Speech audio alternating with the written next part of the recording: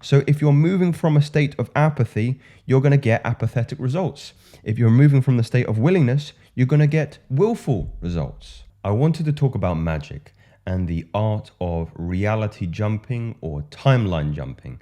Now, I covered this in a previous video a couple of weeks ago, and it was very popular, and some of you requested that I do a follow-up on this and how you can actually begin to shift or channel up the timelines to a version of you which is more consistent with the reality that you want to live. And the secret in that is really emotional control. It's how you control and you shift up your state.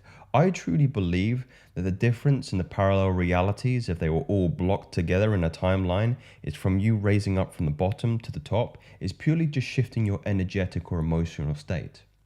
Now, the practical tool that you're going to need to use in order to do that is the same one that I have been trying to instigate in you all this time.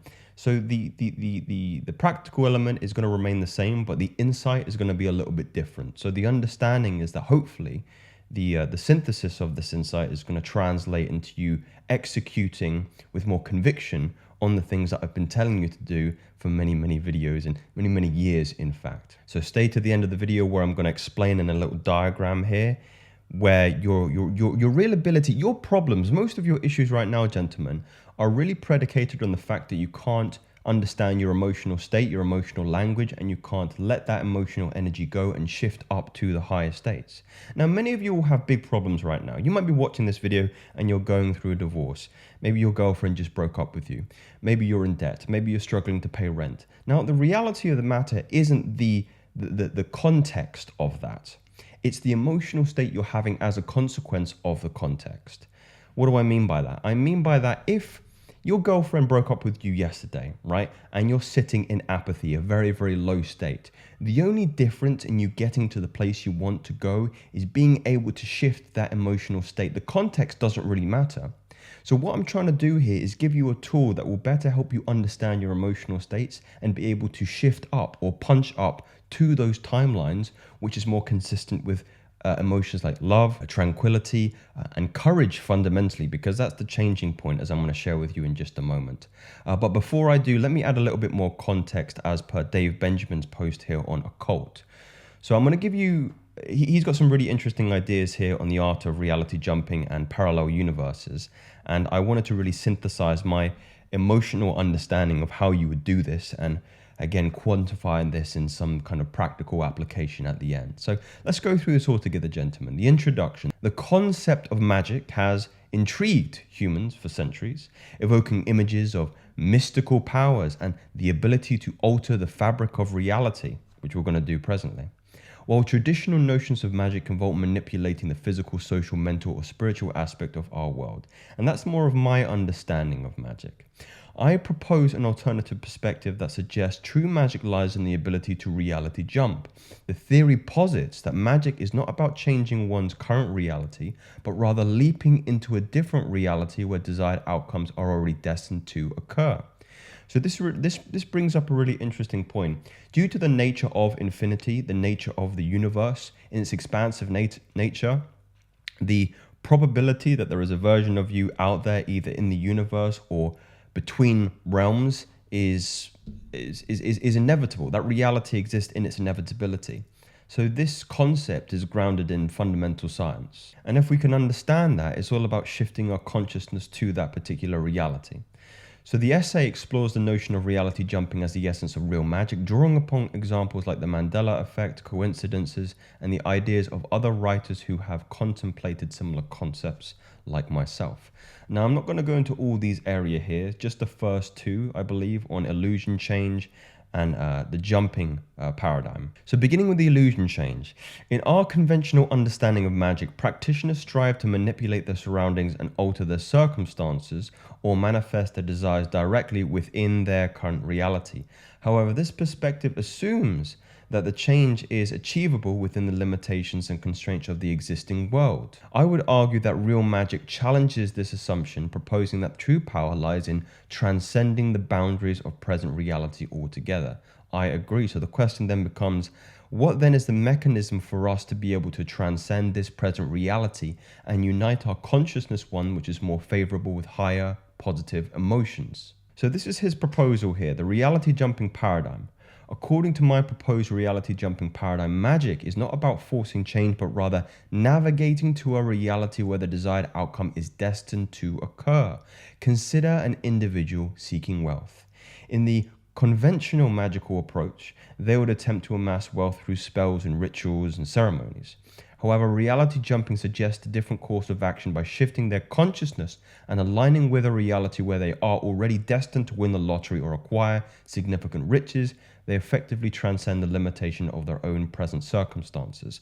So what are the present circumstances? Now, many people will say thoughts. Now, thoughts can be a precursor to the most potent thing, which is energy, which is emotion. So the answer has always and will always be in how can you control your emotional state? How can you respond instead of react? How can you let go instead of hold on? And what I mean by that is let go of the negative emotion and hold on to the emotions perhaps which are more consistent with the reality that you'd like to live. So let me show you how to be a magician. Okay, now first and foremost, it's really important for me to delineate this by referring back to the Map of Consciousness by David Hawkins. This is a prerequisite for you to understand the concepts that I'm talking about here. If you haven't already, you need to read the book Letting Go by David Hawkins, or maybe Power versus Force, or any of his books really. This is a framework for understanding the emotional language and context of the body. Let me repeat that again.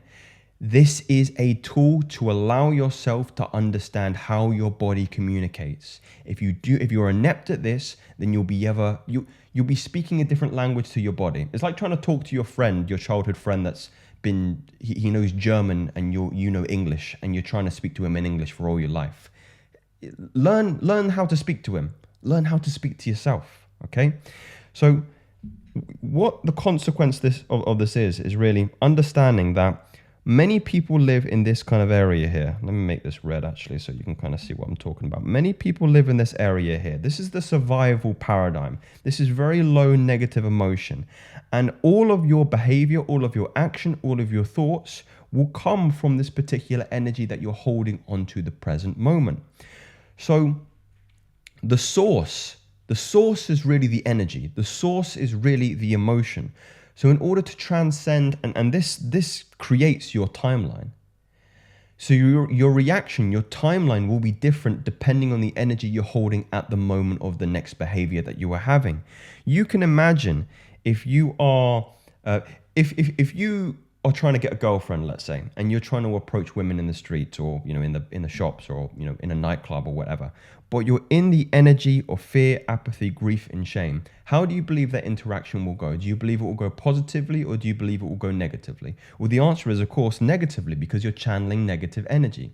Now, the question then becomes, if I'm able to control my emotional state, if I'm able to shift up to something like courage, right? How will that affect the interaction next? Well, it will interact the interaction in a more positive way.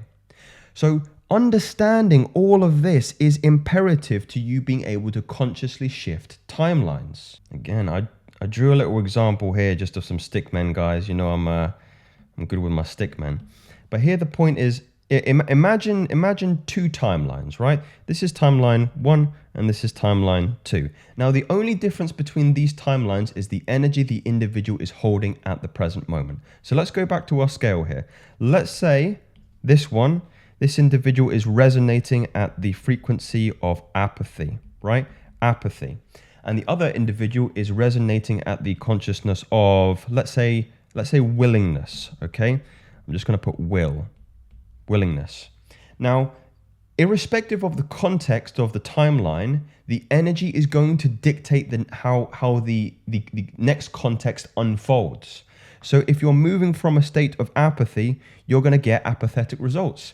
If you're moving from the state of willingness, you're going to get willful results. This isn't a concept too difficult to understand. And what's even more powerful for this is I would invite you now to just maybe pause the video and think back to memories which are associated with higher positive emotions. So I'll just bring them up here again. Think back to memories where you had courage, where you had